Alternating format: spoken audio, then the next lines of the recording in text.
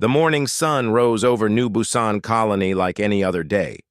Commander Lee Tae-min stood on his observation deck, watching the golden light spread across the farming fields below. The sight always made him smile. Neat rows of Earth crops grew, beside alien plants that the Galactic Peacekeeping Alliance had given them years ago. Everything looked perfect. Down in the residential district park, Jin Woo was making breakfast for his family. His wife Kim Nari helped their 8-year-old daughter Park So-young get ready for school. The little girl complained about her math homework while eating rice and seaweed soup. It was a normal morning in a normal family on a normal human colony.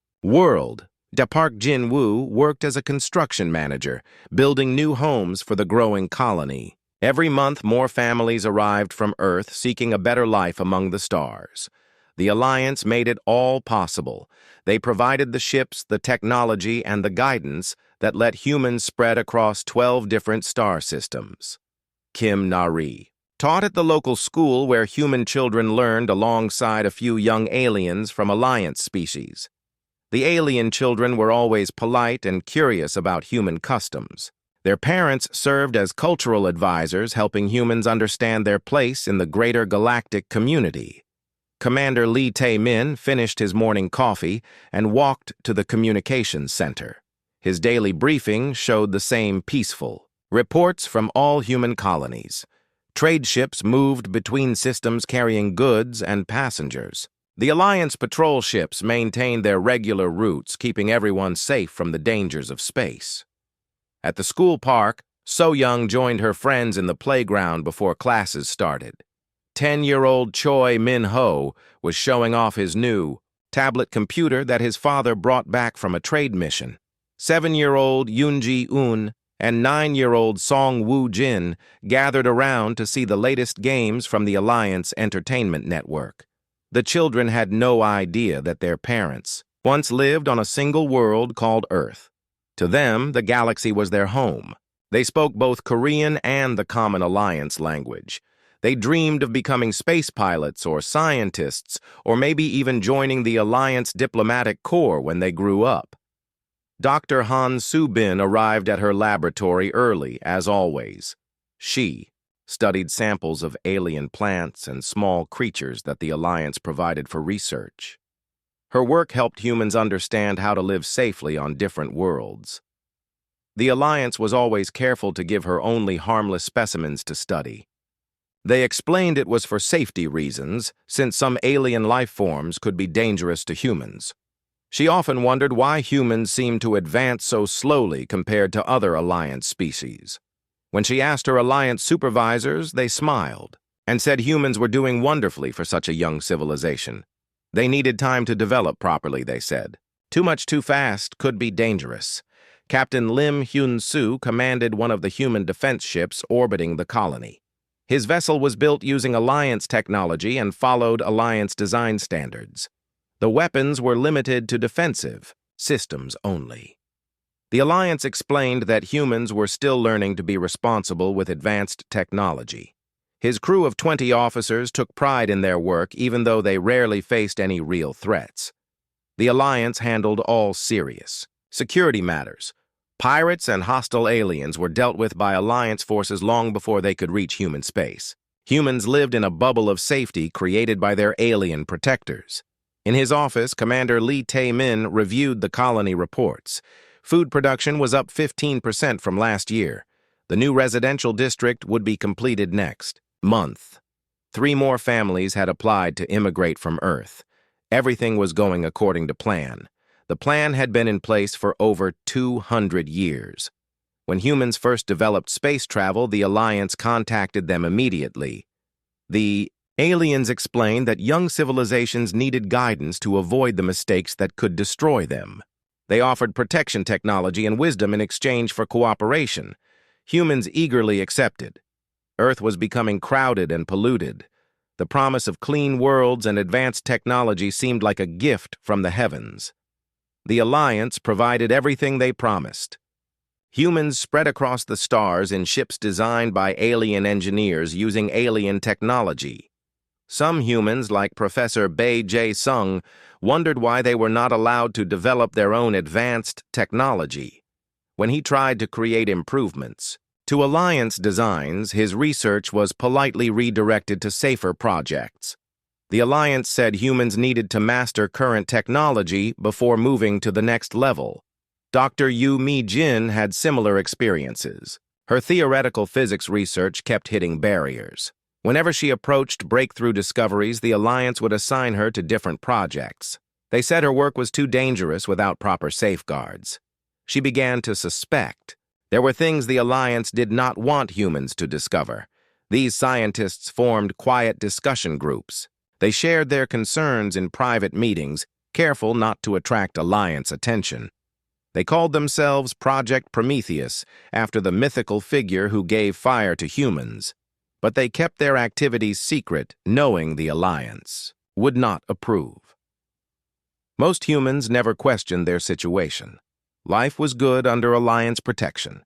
Children played safely in colony schools. Families built comfortable homes on peaceful worlds. Trade brought prosperity and contact with fascinating alien cultures. Why would anyone want to change such a perfect arrangement? Park So-young finished her classes and walked home with her friends. They talked about their favorite subjects and planned weekend activities. The colony felt like the safest place in the universe.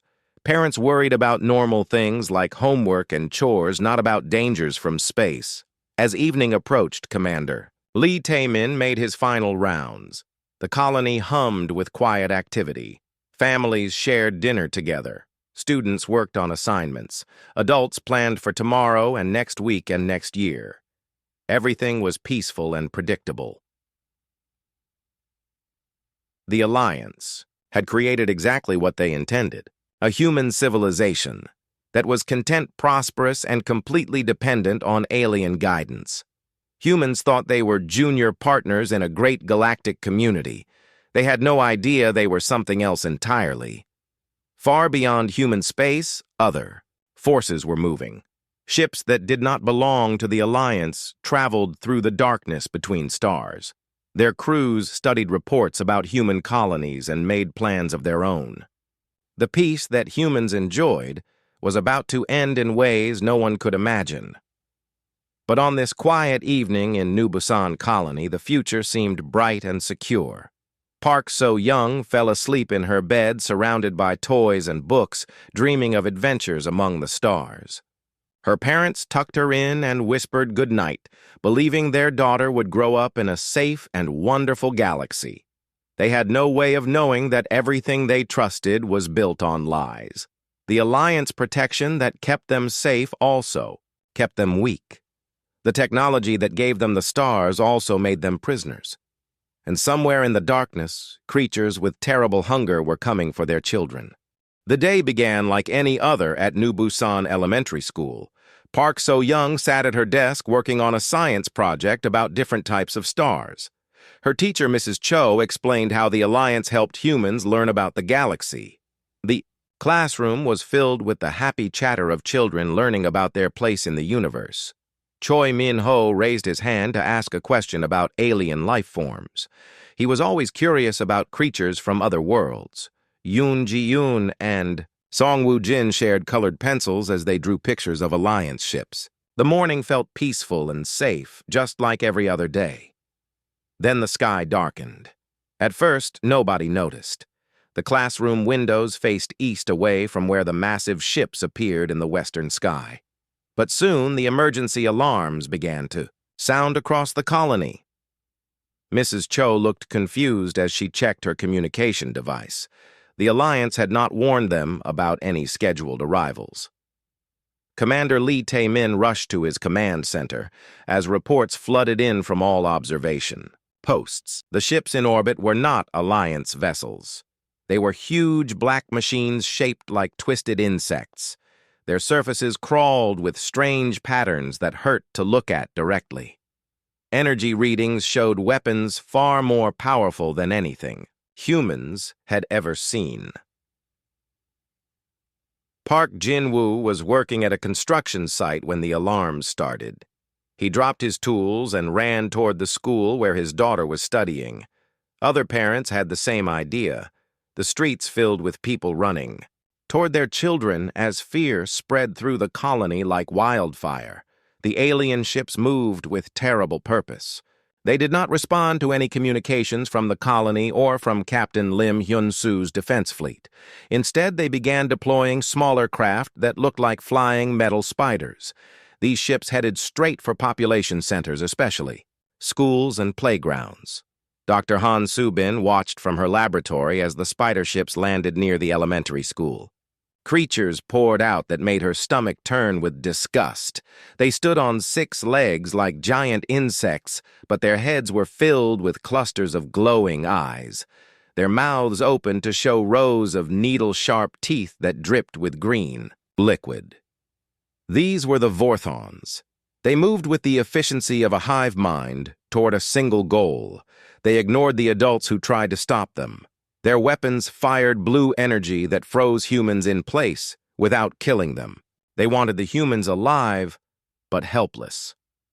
In the school, Mrs. Cho tried to evacuate her students, but the Vorthans moved too fast. They burst through the doors carrying strange devices that looked like metal cocoons. The creatures made clicking sounds as they communicated with each other in their alien language. Park So-young pressed herself against the wall as one of the Vorthans approached her desk. The creature's many eyes focused on her small face. It made a pleased clicking sound and reached out with arms that ended in sharp claws. She wanted to scream, but no sound would come from her throat. Choi Min-ho tried to protect Yoon Ji-eun by standing in front of her. The 10-year-old boy was brave but useless against the alien invaders. A Vorthon simply picked him up and placed him inside one of the metal cocoons. The device sealed shut and began to glow with soft blue light. One by one, the children were captured and placed in the cocoons. Song Woo-jin fought and kicked, but the Vorthons were too strong. Yoon Ji-eun cried for her mother as alien claws carried her away. Within minutes, every child in the school had been taken. The same scene played out across the colony. Vorthon forces struck every school, every playground, every place where children gathered. They showed no interest in adults except to disable anyone who tried to interfere. Their mission was clear and focused. They wanted only the young humans. Park Jin-woo arrived at the school just as the Vorthons were loading the cocoons onto their spider ships. He could see his daughter's face through the transparent front of one cocoon. She was awake but unable to move or speak. Her eyes were wide with terror as she looked at her father. He charged toward the ship, but a Vorthon weapon struck him with blue energy. His body froze in place as he watched the creatures take his child away. Other parents suffered the same fate, standing paralyzed as their worst nightmares came true before their eyes. Commander Lee Tae-min tried to coordinate a defense but found that all Alliance-provided systems had been shut down. The communication networks, the defensive weapons, even the basic power grid had been remotely disabled. The colony was completely helpless against the Vorthon attack. Captain Lim Hyun-soo attempted to engage the enemy ships with his fleet, but his vessels would not respond to commands. Every system that depended on Alliance technology had been turned off. His ships drifted in space like dead metal, while the Vorthons completed their harvest below. Dr. Han Soo-bin managed to hide in her laboratory and activate an emergency transmitter. She sent desperate messages to other human colonies warning them of the attack. The responses that came back filled her with horror. The same thing was happening on 3 other worlds. Hundreds of human children were being taken at the same time. Within 2 hours, the Vorthon forces had completed their mission. The spider ships returned to the massive vessels in orbit carrying their precious cargo. The metal cocoons containing human children were loaded into processing bays that glowed with sickly yellow light. The Vorthon leader, called Hive Commander Clicksmore, observed the harvest from his command ship. His cluster of eyes studied the readouts, showing neural activity from the captured children. The young human brains produced exactly the type of energy patterns his species needed. Soon, the extraction process would begin. Kim Nari stood in the empty school classroom where her daughter had been studying just hours before. Broken desks and scattered papers covered the floor. The walls still showed cheerful drawings that the children had made about their dreams for the future. Now those dreams had turned into nightmares. The paralysis effect from the Vorthon weapons wore off after several hours. Parents searched desperately through the ruins of their colony, hoping to find their children hidden somewhere safe. But the aliens had been thorough. Every human under the age of 15 had been taken.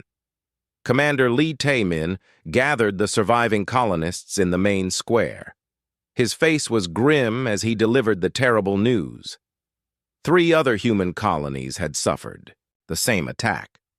Over 400 children were now in alien hands. The Alliance forces that were supposed to protect them had not responded to any emergency calls. Captain Lim Hyun-soo worked frantically to restore power to his ships. Without Alliance cooperation, his fleet was useless. But some of his engineers discovered something strange in the shutdown protocols. The systems had not been disabled by the attackers. They had been turned off remotely by Alliance control codes. The horrible truth began to dawn on the surviving humans. Their protectors had betrayed them. The Alliance had either cooperated with the attack or had been compromised from the beginning. Either way, the safe galaxy they thought they lived in was a lie. As night fell over the devastated colony, parents held each other and wept for their lost children. Park Jin-woo and Kim Na-ri stood in their daughter's empty bedroom looking at toys and books that would never be used again. Somewhere above them, alien ships carried their precious little girl toward an unimaginable fate. The Vorthons had what they came for. The harvest was complete. Now the real horror would begin as they started the process that would drain the life from innocent human children to feed their own twisted needs. The galaxy had shown its true face, and it was uglier than humans had ever imagined. 3 days after the attack, Dr. Han Soo-bin worked without sleep in her damaged laboratory. She had managed to capture fragments of Vorthon communication signals during the raid. The alien language was unlike anything in the Alliance databases, but she was determined to decode their messages. Intelligence officer Kang Dong-hyun arrived with salvaged data cores from the disabled defense systems. His team had spent hours pulling information from the wreckage of their communications array. What they found made his blood run cold. The shutdown commands had come from Alliance headquarters itself. Commander Lee Tae-min paced in his command center as reports came in from other human colonies. The pattern was always the same. Vorthon ships appeared without warning. Alliance systems mysteriously failed. Children were taken while adults could only watch helplessly. The coordination was too perfect to be coincidence. Dr. Han Soo-bin made the first breakthrough when she recognized mathematical patterns in the Vorthon signals. The aliens were discussing harvest quotas and extraction schedules. But the most disturbing part was that they mentioned Alliance species by name. The crystalline Valari, the gaseous Nethrim, and the biomechanical Korvathi were all part of the communications. Park Jin-woo sat in his empty house, staring at his daughter's bedroom. Kim Na-ri had not spoken since the attack. She just held So-young's favorite stuffed animal and rocked back and forth. The grief was destroying them both, but Jin-woo forced himself to think. Someone had to pay for what happened to their child. Captain Lim Hyun-soo gathered his officers on the bridge of his restored flagship. His engineers had bypassed the Alliance control systems using old emergency protocols. For the first time in days, his ships could move and fight. But first they needed to understand what they were fighting against. The breakthrough came when Kang Dong-hyun found encrypted files buried deep in the Alliance communication logs. The files were marked with dates going back over 200 years. As he decoded them, the horrible truth emerged. Humans had never been partners in the galactic community. They had been livestock. Dr. Han Soo-bin read the translated documents with growing horror. The Alliance species were dying. Centuries of genetic manipulation and technological augmentation had destroyed their natural ability to reproduce. Their populations were shrinking, and their mental abilities were declining. Then they discovered Earth. Humans possessed something the Alliance had lost long ago. Their children's brains produced neural compounds that could restore fertility and enhance cognitive function in alien species. The Alliance had been farming humans like cattle, preparing for an eventual harvest. The Vorthons were not supposed to attack yet. According to the files, the harvest was planned for another 50 years when human populations reached optimal levels, but the insect-like aliens had jumped ahead of schedule. They wanted the neural compounds for themselves, rather than sharing with the Alliance. Commander Lee Tae-min called an emergency meeting of all surviving colony leaders. The communication was broadcast using hidden frequencies that the Alliance could not monitor. As the truth spread across human space, the reaction was immediate and violent. On the agricultural world of New Sol, angry colonists stormed the Alliance embassy. They dragged the Valari ambassador from his crystal chamber and demanded answers. The alien's crystalline body rang like broken glass as colonists threw rocks. Alliance security forces were nowhere to be found. Captain Lim Hyun-soo led a desperate mission to track the Vorthon ships. His sensors detected the alien fleet moving toward a processing facility in an asteroid field.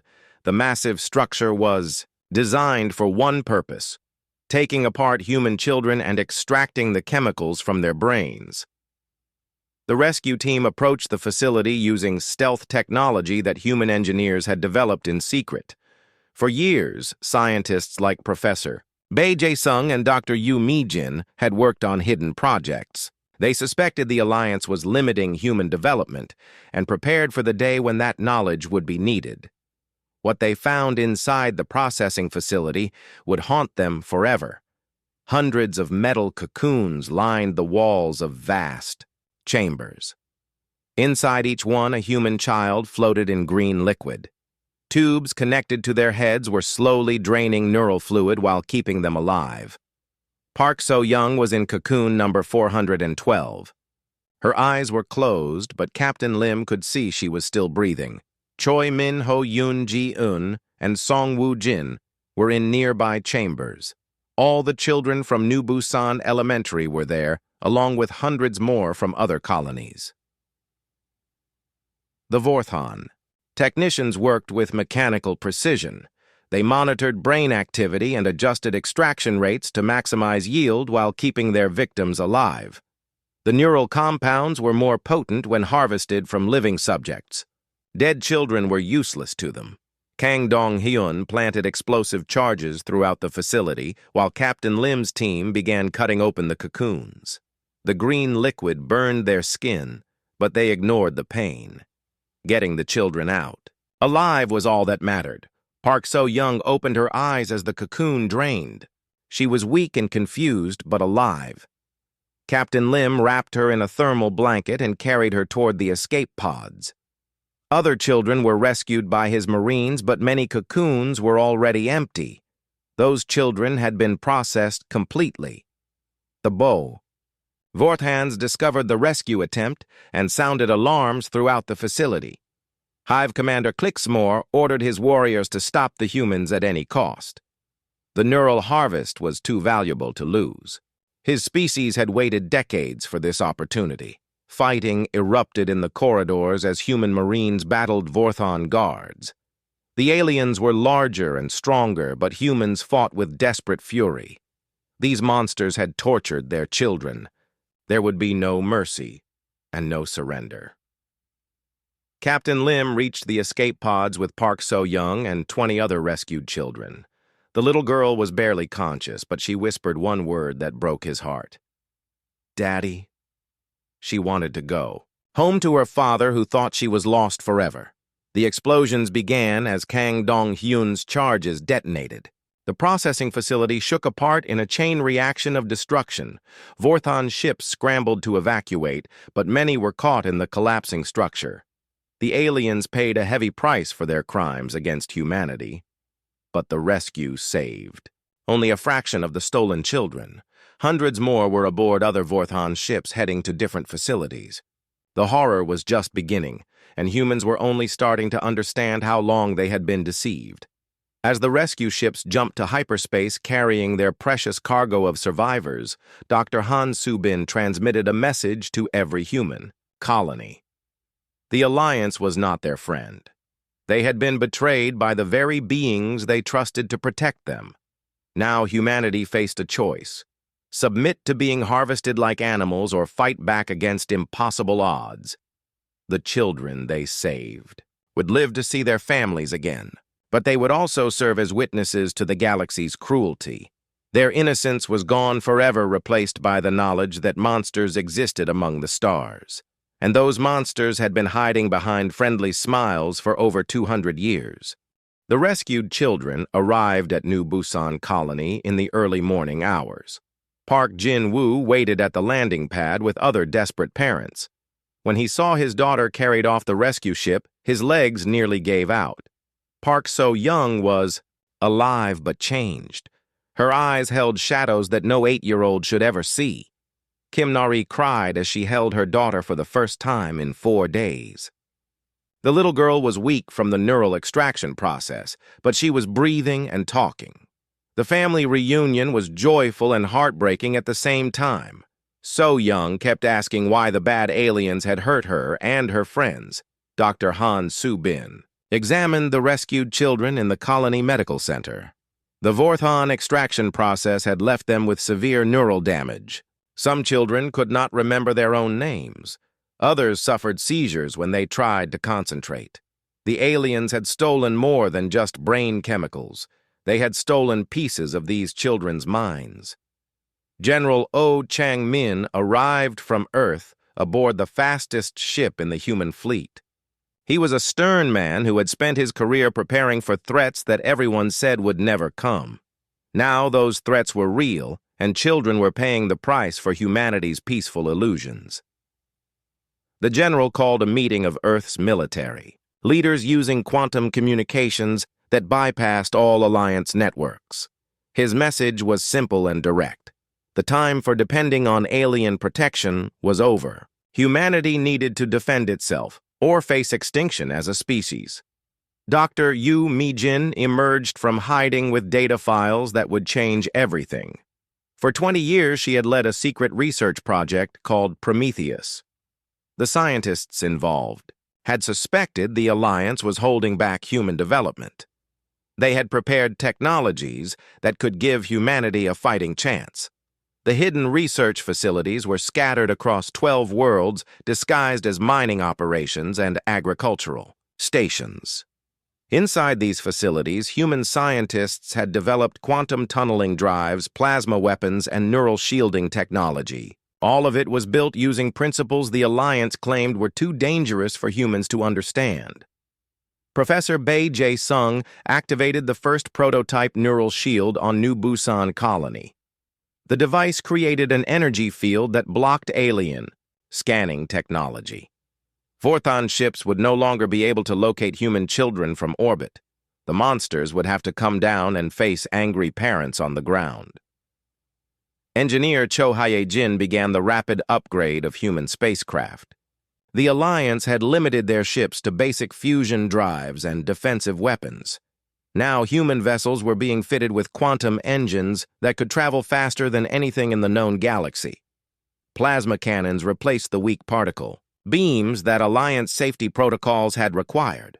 Commander Lee Tae-min discovered that human tactical thinking was far more advanced than Alliance military doctrine. The alien species had become complacent after centuries of technological superiority. They fought according to rigid patterns that human strategists could predict and counter. The first test came when a Vorthon scouting fleet approached the Kepler 438 system. 3 human colonies in that system had activated neural shields and upgraded their defenses. The aliens expected to find helpless prey. Instead, they found humans who were ready to fight back. Captain Lim Hyun-soo commanded the defense fleet using tactics that no Alliance species had ever seen.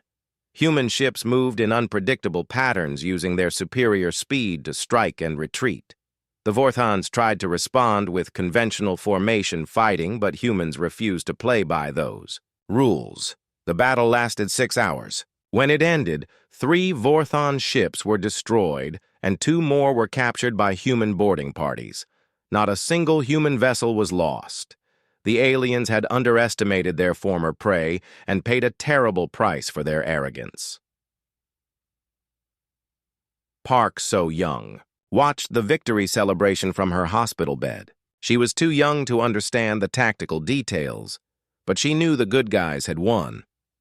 Her father sat beside her, holding her hand as news reports showed burning Vorthon ships. The monsters who had hurt her were being punished. The captured Vorthan. Prisoners revealed the location of more processing facilities. Under interrogation, they admitted that hundreds of human children were still being held at different sites. The aliens seemed confused by human determination to rescue their young. In Vorthan society, only the strongest offspring survived. They could not understand why humans would risk everything for weak children. General Oh Chang-min authorized the activation of Project Prometheus facilities on all human worlds. Within days, the greatest minds of humanity were working openly on advanced weapons and defensive systems. Dr. Shin Young-ho perfected gravitational weapons that could crush enemy ships. Dr. Park Sung-min developed cloaking technology that made human vessels invisible to alien sensors. The Alliance finally responded to the growing human rebellion. High Arbiter Velgzara of the Valari sent a diplomatic message demanding that humans return to their protected status. The crystalline being claimed the Vorthan attacks were unauthorized and that the Alliance would handle the situation. Commander Lee Tae-min delivered humanity's response in a broadcast that reached every world in human space. There would be no return to the old arrangements. Humans had seen the truth about their supposed protectors. From now on, they would defend themselves and their children using whatever methods were necessary. The Alliance tried to cut off human access to vital trade routes and communication networks. They discovered that humans had already built their own infrastructure using hidden technology. The Prometheus scientists had spent decades preparing for independence. Every critical system had a human-built backup. Kang Dong-hyun intercepted Alliance military communications discussing the human problem. The alien species were divided about how to respond. Some wanted to crush the rebellion immediately. Others argued that humans were still valuable breeding stock and should be handled carefully. None of them seemed to understand that they were no longer dealing with helpless colonists. The breakthrough came when human scientists reverse-engineered captured Vorthan neural extraction technology. Dr. Han Subin made the horrifying discovery that the process could be reversed. The stolen neural compounds could be returned to the children who had been harvested. This meant that rescued children like Park So-young could be fully healed. But it also meant that humans now possessed the same technology that made them valuable to alien species. They could enhance their own mental abilities using the techniques that had been stolen from their young. The moral implications were staggering. Should humans use the same methods that had tortured their children to make themselves stronger? Should they become monsters to fight monsters? The debate raged in every human settlement as parents struggled with impossible choices. Park Jin-woo made his decision while watching his daughter struggle to remember simple words. If becoming a monster would protect So-young and other children from future harvest, then he would accept that transformation. Love for his child mattered more than his own innocence. Thousands of human adults volunteered for neural enhancement procedures. They were willing to sacrifice their own humanity to ensure that no alien species would ever again view human children as prey. The volunteers included teachers, parents, and soldiers who had sworn to protect the innocent. The enhanced humans possessed cognitive abilities far beyond normal levels. They could process information faster, solve complex problems in minutes, and anticipate enemy tactics with frightening accuracy.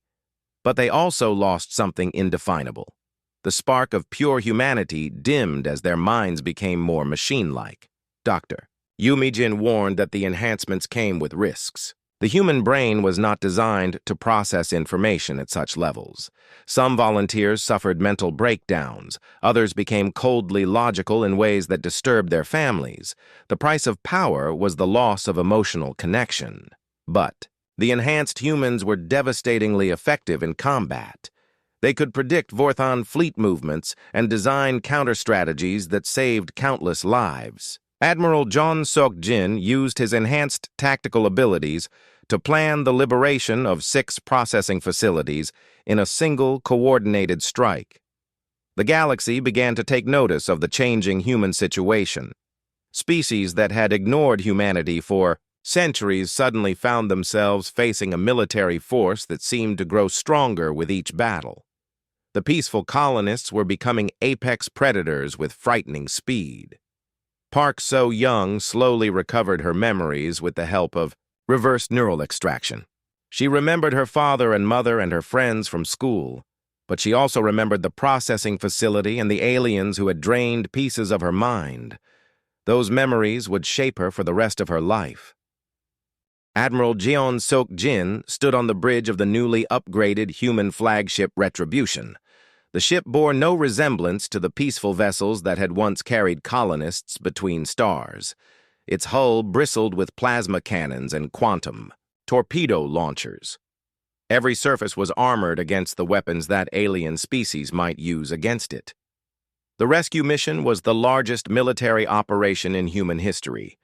18 fleets converged on Vorthon space, carrying enhanced soldiers, and scientists determined to bring their children home. Intelligence reports showed that over 300 human children were still trapped in processing facilities across 6 different systems. Captain Lim Hyun-soo commanded the assault on the main Vorthon harvesting station. His enhanced tactical abilities allowed him to see patterns in enemy defenses that normal humans would miss. The aliens had arranged their ships in what they thought was an impenetrable formation. To Lim, it looked like a puzzle with obvious solutions. The attack began with a deception that confused Vorthon commanders. Human ships appeared to retreat after the first exchange of fire. The aliens pursued expecting an easy victory. Instead, they flew into carefully placed gravitational mines that crushed their vessels like tin cans. Park Jin-woo served as a communications officer aboard one of the rescue ships. His neural enhancements allowed him to process multiple data streams while coordinating rescue operations. He had volunteered for the procedure, knowing it might change him forever. Saving children like his daughter was worth any personal cost. The Vortans fought with desperate fury as human fleets penetrated deeper into their territory. Hive Commander Clixmore sent waves of suicide attackers against the invading ships. His species had invested everything in the human harvest. Losing it meant the end of Vorthon hopes for biological enhancement, but human tactics were unlike anything the aliens had encountered. Instead of fighting honorable battles with clear objectives, humans used psychological warfare and targeted strikes. They broadcast images of tortured children to Vorthon commanders, making them understand the consequences of their actions. Some alien crews surrendered rather than face human vengeance. Engineer Cho Hye-jin led boarding parties that cut through Vorthon ship hulls like paper. Human plasma cutters could slice through alien armor in seconds. Once inside enemy vessels, human soldiers showed no mercy to crews that had participated in child harvesting. The galaxy was learning that threatening human young came with a terrible price.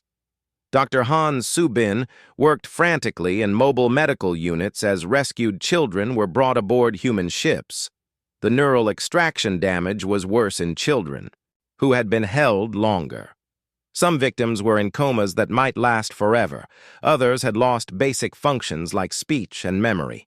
The sight of tortured children drove human soldiers to levels of violence that shocked even their enhanced commanders. Alliance observers reported that humans fought with a savagery that their species had never displayed before. Peaceful colonists had become berserkers who would not stop until every threat to their young was eliminated. Communications Officer. Yang Su-bin intercepted Vorthon military transmissions begging for Alliance assistance. The insect-like aliens realized they had made a catastrophic mistake by attacking human children. Their technology was advanced, but their strategic thinking was limited compared to enhanced human intelligence. The Alliance response was swift, but ineffective. High Arbiter Velgzara dispatched a fleet of crystalline ships to protect Vorthon facilities. Prime Consciousness. Neth Duel sent gaseous warships to block human access to processing stations. The biomechanical Korvathi activated ancient defense platforms throughout the region. Admiral John Seok-jin smiled as Alliance forces moved to intercept his fleets. The alien species still thought they were facing the same helpless humans they had controlled for centuries. They were about to learn how much their former pets had changed. The first engagement between enhanced humans and Alliance forces took place near the Vorthon processing moon of Kethvar. Valari crystal ships fired energy beams that had once been invincible against human technology. The beams struck reinforced human hulls and were absorbed by armor designed specifically to counter Alliance weapons. Human return fire was devastating. Plasma torpedoes cracked crystal hulls like eggshells. Quantum disruption beams caused Nethrim gas clouds to collapse into toxic sludge.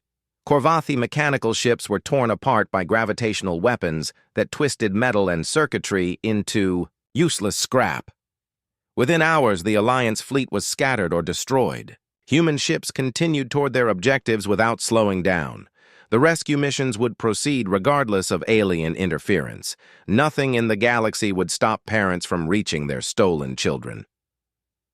Park So-young watched the battle. Reports from her hospital bed on New Busan colony. She was 8 years old, but the processing facility had aged her in ways that numbers could not measure. She understood that people were fighting to save children like her. The knowledge made her feel safer, but also sadder than she had ever been. The liberation of Processing Facility Delta 7 was broadcast across human space. Viewers watched as soldiers cut open cocoons containing dozens of children. Some victims were beyond saving, but many were still alive and aware. Parents who had given up hope wept as they recognized their sons and daughters on the rescue feeds. Choi Min-ho was found in cocoon number 218. The 10-year-old boy had lost the ability to speak, but his eyes still showed recognition when he saw human faces. Medical teams began immediate neural restoration procedures using techniques reverse-engineered from Vorthon technology. Yoon Ji-yoon and Song Woo-jin were rescued from the same facility. Both children were severely damaged by the extraction process, but they were breathing, and their brain activity showed signs of recovery potential. Every saved child was a victory against the monsters who had stolen them. The Vorthon species faced extinction as human fleets systematically destroyed their military and industrial infrastructure. Hive Commander Kleeksmoor sent desperate messages, offering to return all remaining human children in exchange for mercy. The human response was simple and direct. There would be no negotiations with child torturers. Dr. Yu Mi-jin completed her analysis of captured Alliance technology and made a disturbing discovery. The alien species had been slowly poisoning human genetics for over 200 years. Medical treatments and food supplements provided by Alliance sources contained chemicals designed to make human children more suitable for neural harvesting.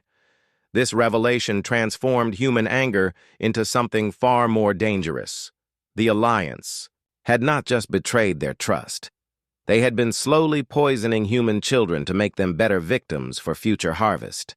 The crime was so monstrous that it demanded complete retribution. Commander Lee Tae-min coordinated resistance cells across human space as colonists turned against their Alliance overseers. Decades of suppressed resentment exploded into violence as humans realized how thoroughly they had been manipulated. Alliance facilities were stormed and alien administrators were dragged from their offices by angry mobs. The galaxy watched in shock as humanity transformed from a controlled junior species into an unstoppable military force. Enhanced human intelligence allowed them to predict and counter every alien strategy. Human industry converted civilian facilities into weapons production centers within days. President Kim Tae-hoon addressed the human species in a broadcast that reached every settlement in human space. The time for peaceful coexistence with aliens was over. Humanity would defend itself using whatever methods were necessary. Any species that threatened human children would face total war without mercy or restraint. The message was also transmitted to Alliance capitals and Vorthon strongholds. Let the galaxy understand that humanity had awakened from its peaceful dreams. The species that had once trusted alien protection now trusted only its own strength. And that strength was growing more terrible with each passing day. Park Jin-woo held his daughter's hand as she slowly recovered her memories and abilities. The neural restoration was working, but So Young would never be the innocent child she had been before the harvest. None of the rescued children would ever be the same. They had seen the true face of the galaxy, and it was uglier than anyone had imagined. 6 months after the first Vorthan attack, humanity had transformed beyond recognition. Fleet Admiral Oh Chang-min stood in the command center of Earth's new orbital fortress, watching status reports from across human space. Every colony now bristled with defensive weapons. Every ship carried enough firepower to level a city. The peaceful farmers and teachers had become something the galaxy feared. The last Vorthan stronghold fell on a Tuesday morning. Captain Lim Hyun-soo led the final assault against the Fortress Moon, where Hive Commander Clixmore made his desperate last stand. The alien leader died screaming as human soldiers found the final processing chambers filled with the remains of harvested children. Dr. Han Subin worked in a medical facility that had once been a research lab. Now it was a treatment center for rescued children whose minds had been damaged by neural extraction. Some children would never fully recover, but others, like Park So-young, were slowly healing with the help of reversed Vorthon technology. The Vorthan Empire ceased to exist as a political entity. Their homeworlds were occupied by human forces who systematically dismantled every facility connected to child harvesting. Surviving Vorthans were given a choice: submit to human oversight or face extinction. Most chose submission. The Alliance tried one final diplomatic solution. High Arbiter Velgzera arrived at Earth aboard a massive crystal ship carrying gifts and promises of renewed partnership. She offered humans full membership in the galactic community with access to advanced technologies and trade benefits. President Kim Tae-hoon received the Alliance delegation in a meeting chamber surrounded by armed guards.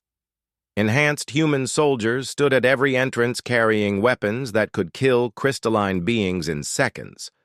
The message was clear. Humans no longer needed or wanted alien protection. Dr. Yu Mi-jin presented evidence of Alliance crimes during the diplomatic meeting. 2 centuries of genetic manipulation, deliberate technological suppression, cooperation with species that harvested human children. The list of betrayals was long and detailed. The Alliance delegates tried to explain their actions as necessary for galactic stability. Young species needed guidance to avoid destroying themselves. Humans had been protected from dangers they could not understand. The harvesting was an unfortunate mistake that would never happen again.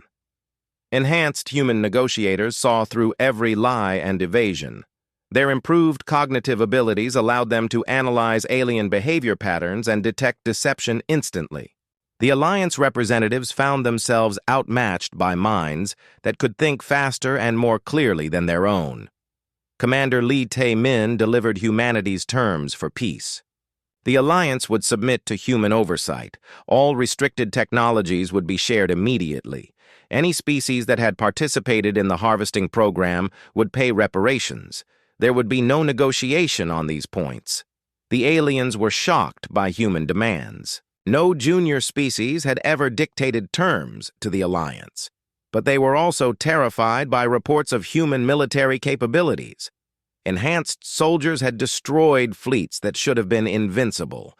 Human scientists were advancing technology at rates that seemed impossible. Engineer Cho Hye-jin completed construction of the first human dreadnought using completely original technology. The massive warship was larger and more powerful than anything in the Alliance fleet. Its weapons could crack planets, and its shields could withstand direct hits from stellar fire. Intelligence officer Kang Dong-hyun established human spy networks throughout Alliance space. Enhanced operatives could infiltrate alien societies and gather information with ease. Within months, humans knew more about Alliance military capabilities than the aliens knew about each other. The biomechanical Korvathi attempted a preemptive strike against human colonies. Their ancient war machines had crushed rebellions for millennia. Against enhanced humans, they lasted exactly 4 hours. Admiral John Seok-jin used gravitational weapons to turn Korvathi fleets into clouds of metallic dust. The gaseous Nethrim tried economic warfare by cutting off trade routes and resource flows. They discovered that humans had built their own supply networks using quantum tunneling technology. Human merchants could travel between stars faster than any alien vessel. The blockade failed within weeks.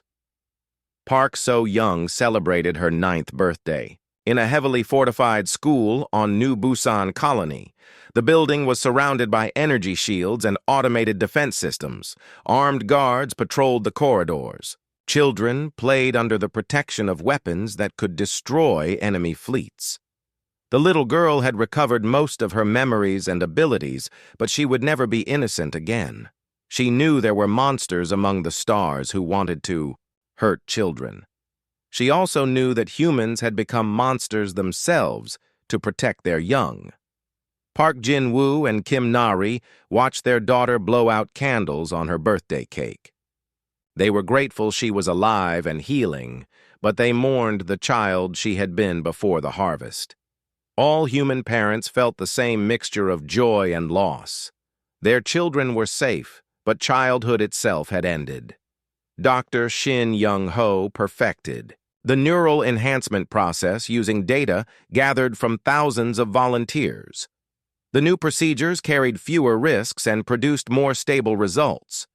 Enhanced humans could think at superhuman levels while retaining most of their emotional connections. Professor Bae Jae-sung opened the first public research facility dedicated to advancing human military technology. The labs had once been hidden to avoid Alliance interference. Now they operated openly with unlimited funding and resources. Human science was advancing at exponential rates. The crystalline Valari made one last attempt to preserve Alliance authority. They activated an ancient weapon system designed to sterilize rebellious worlds. The weapon fired once at a human colony before enhanced scientists disabled it permanently. High Arbiter Velgzara was arrested and held for trial.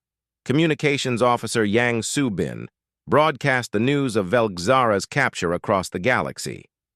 The mighty alliance that had ruled for millennia was now at the mercy of a species they had treated as livestock. Other civilizations began reassessing their relationships with both humans and the Alliance. The trial of Alliance leaders was held on Earth in a courtroom filled with rescued children and their families. Park So-young testified about her experiences in the processing facility. Her quiet voice describing alien torture chambers moved even hardened soldiers to tears. The Alliance delegates were found guilty of crimes against humanity and sentenced to life imprisonment. Their sentences would be served, helping to repair the damage they had caused to human children. Justice was served, but it could not undo the harm that had been inflicted. President Kim Tae-hoon announced the establishment of the Human Protection Authority. This new organization would monitor galactic activities and intervene whenever any species threatened human interests.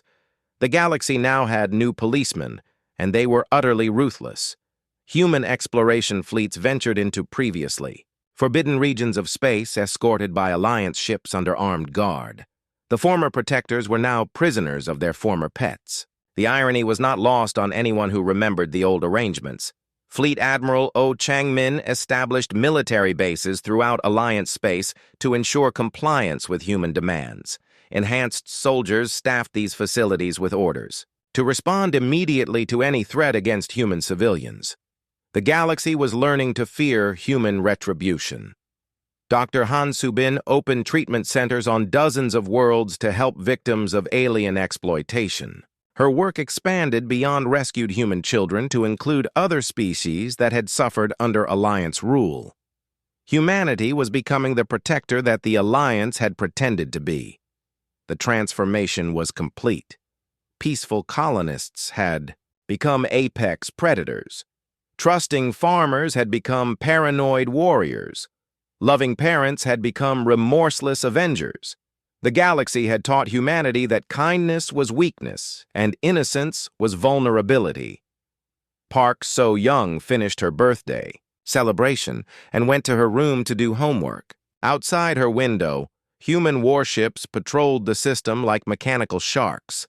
The sight should have been frightening, but it made her feel safe. The monsters who had hurt her were gone, and new monsters protected her from future threats. She was 9 years old, and she understood that the universe was a dangerous place where only the strong survived. Humanity had learned that lesson in the cruelest possible way. But they had learned it well, and they would never forget. The galaxy had a new apex species, and it had been forged in the fire of parental love and unforgivable betrayal. Humans would never again trust alien promises or accept inferior status. They would protect their young with whatever force was necessary, and they would punish those who threatened them without mercy or restraint. The age of human innocence was over. The age of human dominance had begun.